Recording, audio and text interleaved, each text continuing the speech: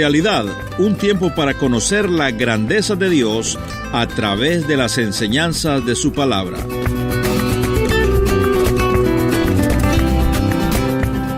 La primera afirmación que hizo el apóstol Pablo es que el Dios verdadero es el creador del universo. Es el creador de todas las cosas. Por eso nos dice, el Dios que hizo el mundo y todas las cosas que en él hay. Los atenienses no conocían esto, y nosotros que estamos en un país cristiano no lo creemos y lo disputamos.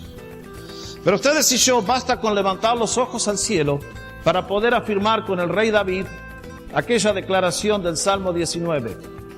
Los cielos cuentan la gloria de Dios y el firmamento anuncia la obra de sus manos.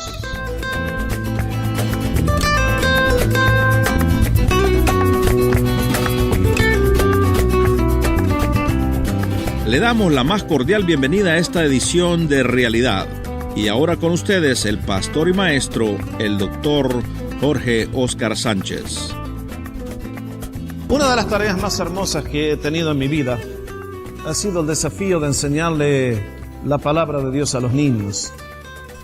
¿Cómo transmitirle el conocimiento del Dios que habita los cielos, invisible, todopoderoso, a niños que funcionan en el mundo de los sentidos? A mí me pusieron de maestro como en estas clases a donde los chicos ahora están bajando. Cuando tenía 15 años allá en Argentina, me pusieron una clase de chicos de 5 y 6 años y realmente fue una experiencia que hasta el día de hoy la recuerdo. Nunca voy a olvidar un día cuando estaba enseñándoles el nacimiento de Jesús, y en aquellos años donde no había tanta electrónica como en el día de hoy, utilizábamos una pizarra, le poníamos un paño de franela y luego allí pegábamos figuritas para que ellos pudieran tener una mejor comprensión del tema que estábamos tratando. Y ese día que les estoy hablando del nacimiento de Jesús, coloco una figura allí donde estaban los ángeles haciendo el anuncio a los pastores. Y uno de los niños levanta la mano y me dice, maestro, ¿las alas de los ángeles tienen plumas? ¿Qué hubieran dicho ustedes? La Biblia no dice de qué están hechos, si son de plástico, no sé. Entonces digo, mira. Y entonces, maestro, ¿los ángeles duermen en nidos? Eso ya está más difícil, ¿no? ¿Qué le dicen a un niño? Evidentemente su mundo venía del mundo de los pajaritos. Y si la segunda pregunta fue interesante, la tercera fue más interesante todavía. Me dice, maestro, ¿los ángeles ponen huevos? Sospecho que cuando el apóstol Pablo llegó a Atenas, recorriendo las calles de aquella ciudad y le hubiera preguntado a los atenienses, ¿cuánto sabe usted de Dios? Probablemente habrían contestado si los ángeles ponen huevos. Porque estaba el apóstol en uno de sus viajes y llega a la capital de la cultura mundial. La ciudad que había sido cuna de la filosofía, o sea, la palabra quiere decir amor a la sabiduría. Y allí en esa ciudad que ustedes hasta el día de hoy la reconocemos por la belleza arquitectónica, por la cultura, pero en esa ciudad de realmente logros increíbles, es que el apóstol Pablo llega con un mensaje que ellos no conocían. El apóstol venía cansado, había tenido una experiencia bastante traumática en la ciudad anterior y ahora llega con sus amigos allí. Y en el relato que ustedes y yo compartimos de la palabra de Dios encontramos algo notable. Nos dice que el apóstol se sintió enardecer en su espíritu al ver la práctica de la idolatría en esta ciudad refinada e intelectual. Según un historiador de aquellos años, nos dicen que en Atenas de aquellos días era más fácil encontrar un dios que encontrar un hombre. En Atenas había más de 30,000 dioses a quienes adoraba aquella nación. 30,000. Y evidentemente la ciudad estaba cubierta de santuarios. Y es entonces que al ver a esta población tan avanzada en algunos logros, pero sumida en una oscuridad espiritual gigantesca, que a través de aquella idolatría estaban tratando de encontrar la respuesta a los enigmas de la vida, es que el apóstol se sintió desafiado y decidió ponerse en movimiento. Él estaba solo. Nadie le había dicho que llegue a Atenas. Pero como vio la necesidad, vio la oportunidad y se puso a trabajar. Siendo un hombre inteligente, lo primero que hizo fue buscar si había alguna sinagoga de compatriotas judíos. La encontró. Esta era gente como una isla en medio de un océano de la adoración a dioses extraños. Pero increíblemente aquel grupo de hombres evidentemente no tenía ningún poder para alterar la práctica idolátrica de la ciudad. Por lo tanto, con ellos compartió. Pero luego nos dice que se fue a la plaza, esa es la palabra correcta, sería el mercado. Al lugar donde la gente compraba las cosas que ustedes y yo compramos en el mercado para poder hacer la vida posible todos los días. Y allí comenzó a dialogar. Y es en aquel lugar donde la gente llegaba, que también se juntaban la gente que le gustaba discutir, porque evidentemente le sobraba el tiempo. Y mientras hablaba, le captó la atención a dos grupos de religiosos o de filósofos que estaban allí. Los términos son un poco difíciles para nosotros que no estamos acostumbrados a ellos. Unos eran los epicúreos. Ese era el nombre del que fundó la secta, venía de su nombre. Enseñó lo que es una filosofía muy común en el día de hoy. Esta gente creía solamente en lo que podían ver. Negaban la existencia de Dios, decían que no hay vida después de la muerte, que solamente podemos juzgar por lo que vemos y tocamos con los sentidos y las manos y los ojos. Y que por lo tanto, siendo que del otro lado no hay nada, su lema favorito era comamos y bebamos que mañana moriremos. El otro grupo de personas, los estoicos, habían tenido un fundador llamado Zenón y decían, bueno, como no sabemos qué es esto del más allá, creemos que Dios está en todas las cosas. Dios está en la madera, Dios está en el piso, Dios está en la columna, Dios está en todas partes. Pero como a Dios no lo podemos conocer, la clave de la vida es resignación. Aguantate lo que venga. Ese era el espíritu de estos dos grandes grupos que habían dominado el pensamiento de Atenas de aquellos días. Y evidentemente en la medida que el apóstol Pablo comenzó a hablar con ellos, se comenzó a producir una revolución. Unos dijeron, ¿qué es este palabrero? ¿Qué es este charlatán que viene acá a traernos acá estas cosas raras? Otros dijeron, este evidentemente viene a predicarnos demonios extranjeros. Ese es el término que utiliza el doctor Lucas en el relato. Lo cierto es que la conmoción que produjo el apóstol con el mensaje de las buenas nuevas de la resurrección de Jesucristo fue tan grande que definitivamente dijeron, bueno, ok, muy bien. Vamos a la colina de Marte, allí donde ustedes han visto el Partenón. A ese lugar, con el Partenón al alcance de los ojos, le dijeron, venga acá. Venga al lugar donde nos sentamos a escuchar a todas las filosofías y a todas las religiones que entran en el mercado y queremos escuchar a ver qué nos tiene que decir usted. El Areópago era un tribunal donde se sentaban para decidir las cuestiones religiosas.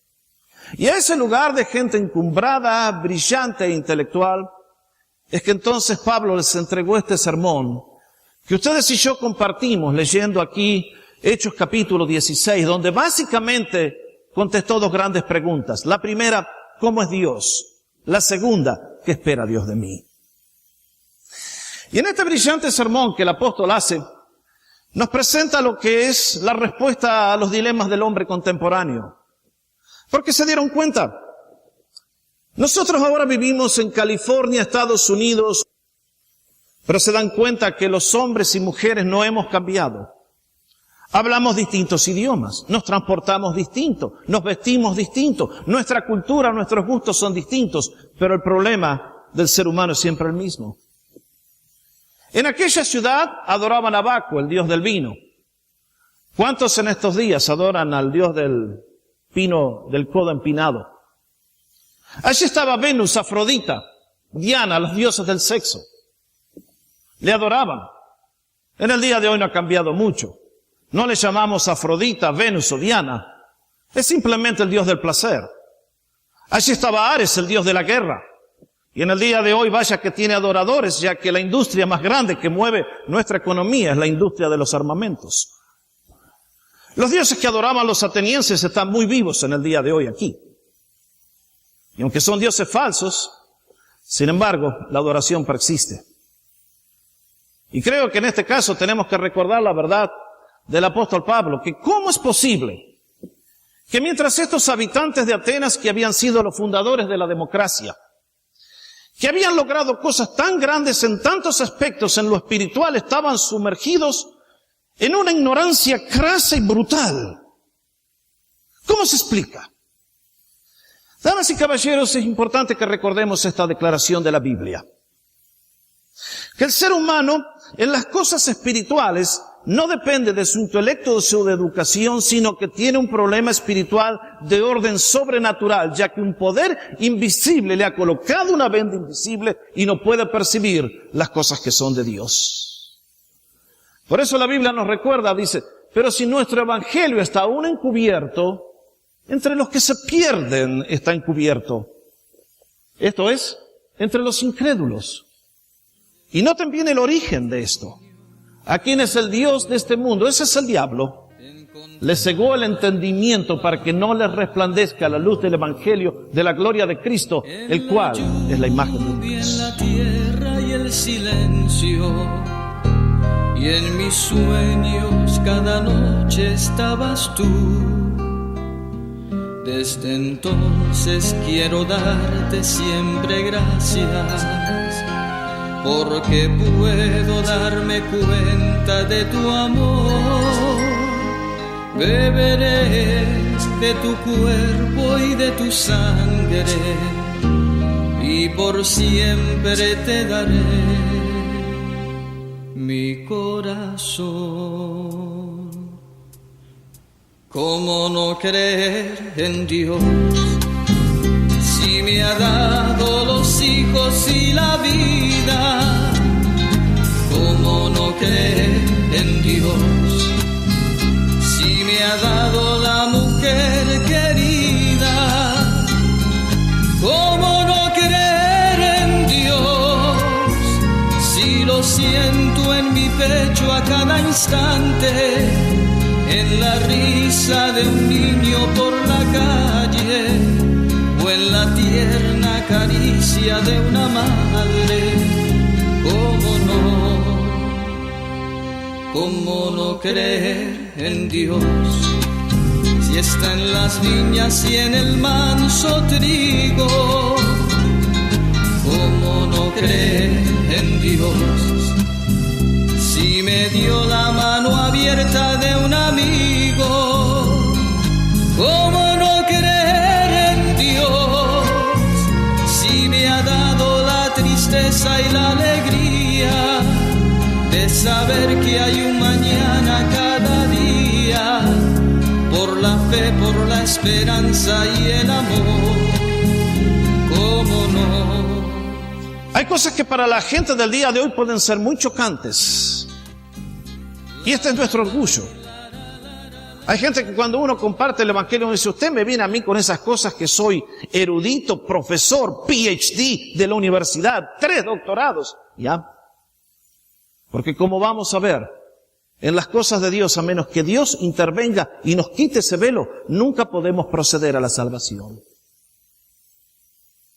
Es por eso que la búsqueda del ser humano del día de Atenas, del día de hoy, tiene su origen en algo que está aquí adentro, pero tantas veces, como lo he dicho, se busca canalizar en el lugar equivocado. Por eso creo que es importante recordar la frase de San Agustín. En aquel libro que escribió hace ya miles de años, el primero de ellos, en la primera página, puso esta frase, cuando dijo, Señor, tú nos has creado para ti, y nuestro corazón nunca hallará descanso hasta que lo haya hallado en ti. Pablo reconocía que detrás de la idolatría de sus días, y nosotros reconocemos que detrás de todas las prácticas equivocadas del día de hoy, hay seres humanos que buscan genuinamente una respuesta al dilema de la vida. Y entonces Pablo comenzó a predicar el mensaje de cómo conocer a Dios. Es muy interesante este discurso, porque Pablo partió de una experiencia común. Les dijo, varones atenienses, noto en todo que ustedes son muy religiosos. Y pasando por una de vuestras calles vi un altar que decía al Dios no conocido. ¿Cómo se erigió ese altar? La historia nos cuenta que un día en Atenas se desató una de las plagas que barrían la población en los tiempos antiguos. ¿Y qué ocurrió? Que no sabían cómo pararla. Entonces un sacerdote dijo, bueno, muy simple, soltemos un rebaño de ovejas en la ciudad y démosle un día para que se desparramen. Y entonces, cuando encontremos una, la matamos y la sacrificamos en el altar que esté más cercano. Ahí está el altar de Venus, ahí está sacrificada Venus. Pero si no está cerca ningún altar, entonces la sacrificamos acá y hacemos un altar al Dios no conocido. No sea que de los 30,000 que tenemos nos olvidemos de uno y se nos ofende. Y entonces ahora, partiendo de esta experiencia común, el apóstol comenzó a hablarles del Dios verdadero, que los atenienses y la gente del día de hoy tiene que aprender a conocer. Y Pablo, en aquel gran sermón, comenzó a hacer varias afirmaciones. Por eso nos dice, el Dios que hizo el mundo y todas las cosas que en él hay. Los atenienses no conocían esto, y nosotros que estamos en un país cristiano, no lo creemos y lo disputamos. Pero ustedes y yo, basta con levantar los ojos al cielo para poder afirmar con el rey David aquella declaración del Salmo 19. Los cielos cuentan la gloria de Dios, y el firmamento anuncia la obra de sus manos. Es imposible que este universo que los astrónomos han podido medir y ver la precisión cronométrica de los planetas al punto tal que le permiten hacer cálculos increíbles, sea el origen y la consecuencia de una inteligencia ciega. Esta mañana recibí el periódico y vi el titular nada más allí en la primera plana. La discusión que hay en el día de hoy en las universidades acerca si tenemos que introducir la creencia de que hay un ser superior detrás del universo. Bueno, nuestros profesores de la universidad están como el niño que preguntó si los ángeles ponen huevos. Y les voy a decir por qué. Ya que tengo varios jóvenes inteligentes acá que están estudiando en la universidad, permítanme enseñarles, si no lo sabían, con todo respeto, que en la universidad les van a enseñar cosas que no se pueden fundamentar. Les van a decir que la teoría de la evolución es una realidad científica. Mentira, no lo es. Y no lo es por 3 razones, se las voy a decir. No sé si se van a acordar, pero intenten. Que un hecho para ser científico debe reunir 3 condiciones. Debe ser observable, repetible y comprobable. Si yo tiro un corcho en el agua, observo que el corcho flota. Si tiro el corcho 1000 veces y 1000 veces flota, he observado, he repetido el experimento y como consecuencia llego a la afirmación de que el corcho flota en el agua. Pasa a ser un hecho científico porque ha sido observado, ha sido repetido, ha sido comprobado. ¿Se van a acordar? Eso es un hecho científico. La teoría de la evolución nadie la ha visto, nadie la ha repetido, nadie la ha comprobado. Pero se enseña como santa palabra. Y vaya uno a pararse delante del profesor y decirle, oiga, profe, usted me está enseñando su religión. Y lo único que están haciendo es enseñar religión falsa. San Pablo creía en un Dios poderoso, en un Dios que creó todo el universo. Porque es ilógico creer que un mono se puso un día a tipear con 2 dedos y salió Don Quijote de la Mancha.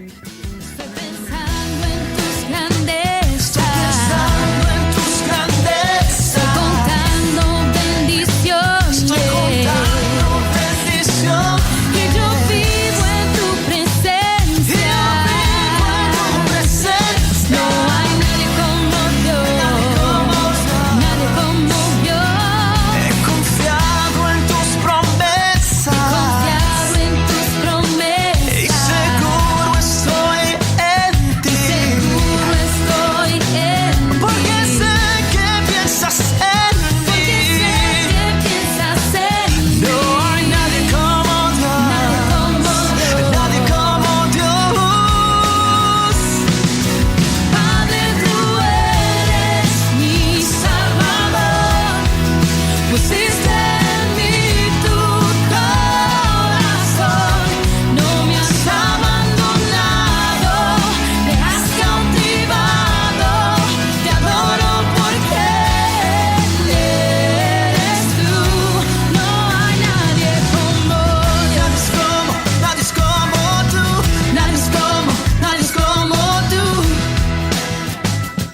Por eso Jeremías hizo esta gran declaración: ¡Oh Señor!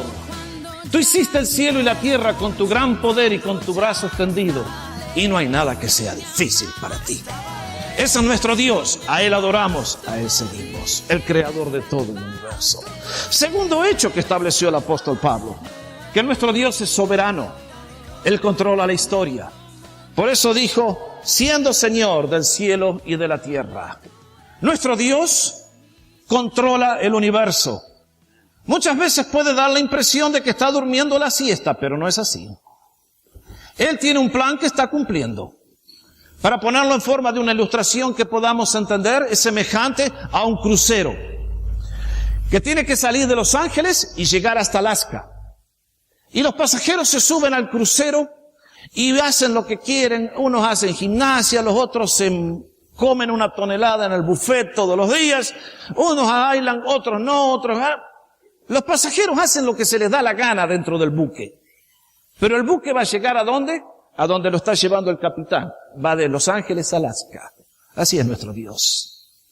Aunque en los días de hoy las noticias parecen confundirnos y dejarnos perplejos, uno vive tranquilo, sabiendo que el barco está en las manos del mejor capitán del universo. Nuestro Dios es soberano. Él no nos consulta. Él es Dios. Y tiene sus planes que son desde la eternidad, han sido trazados. Sus pensamientos son más altos que nuestros pensamientos y está haciendo cosas que a nosotros muchas veces nos deja perplejos y confundidos, reconocemos. Pero nuestro Dios es soberano. No necesita de su voto, del mío, para reinar. Él es Dios, Él es Rey, Él es Señor.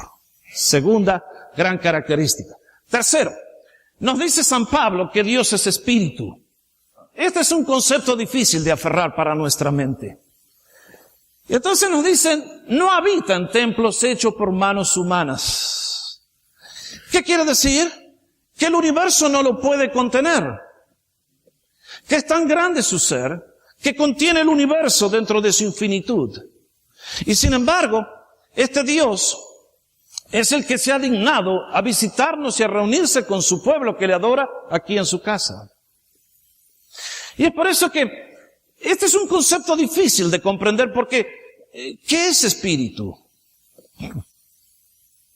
Pero básicamente Dios es una persona que no tiene un cuerpo que lo limite a un solo lugar. Por eso cuando ustedes y yo oramos, acá en este lugar, podemos orar con la confianza que nos está oyendo porque está aquí, porque es espíritu. Lo llevamos dentro nuestro, aquellos que hemos nacido de nuevo por el poder de Cristo. Cristo vive en nosotros. Y no se ve, pero que vive. Es por eso que el catecismo escocés decía, Dios es espíritu infinito, eterno e inmutable. Buena frase. Él no cambia nunca, no varía, es siempre el mismo. Cuarta gran característica de Dios, y es que es autosuficiente. Fíjense lo que dice, ni es honrado por manos de hombres como si necesitase de algo. Yo sé por qué las mujeres quieren ir al cielo más que los hombres. ¿Saben por qué? Porque ya no van a tener que cocinar. ¿Qué ocurre con nuestro Dios? Que Él para sostener la vida no depende de cosas externas. Ustedes y yo para sostener nuestra vida tenemos que comer 3 veces al día. Dios no necesita comer 3 veces al día. Él es autosuficiente. Él es Dios. Él no depende de la cocinada nuestra. Es por eso que en su ser ni es honrado por lo que nosotros podamos hacer. Al contrario, el Dios de la Biblia, a diferencia de aquellos atenienses que andaban buscando en la idolatría, la respuesta que encontramos en la revelación de Dios. Que este Dios que no es honrado por nuestras obras, es alguien que está a la búsqueda nuestra continuamente para bendecirnos. Y ahí está la gran declaración de la Biblia, porque de tal manera amó Dios al mundo. Eso te incluye a ti, me incluye a mí. Eso es buena noticia. Que puedes la vista dar, que enseñas a perdonar. He oído eso y más, que ayudas al caído y palabras de fe le das, que en ti se encuentra la paz. Esos rumores he escuchado ya, y hoy aquí